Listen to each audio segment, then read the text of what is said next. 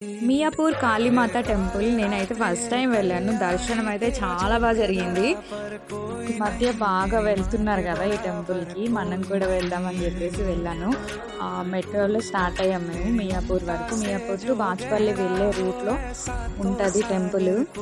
నుంచి ఆటో తీసుకున్నాము. అమ్మవారైతే అసలు కళ్ళలో నీళ్ళు తిరిగాయి నాకు. అంత బాగున్నారమ్మ.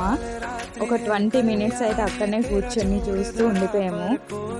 కలకత్తాలో కాళీమాత ఎలా ఉంటారో ఇక్కడ కూడా సేమ్ అలానే ఉంటారంట. నేనైతే కలకత్తా వెళ్ళలేదు, చూడలేదు. ఎవరైనా చూస్తే కామెంట్‌లో చెప్పండి. అంతేకాదు ఆ హోమం గుండం, అమ్మవారు చూస్తుంటే అసలు కడుపు నిండిపోతుంది.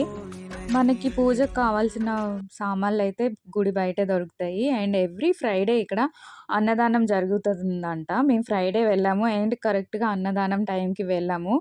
ఫుడ్ అయితే చాలా బావుంది. మేము దర్శనానికి వెళ్ళాము. కానీ అమ్మ కదా! అందుకే అమ్మ కడుపు నిండా అన్నం పెట్టి పంపించారు. కాళీమాతే కాదు ఇక్కడ చాలా టెంపుల్స్ ఉన్నాయి. నచ్చితే లైక్ చేయండి. Bye bye.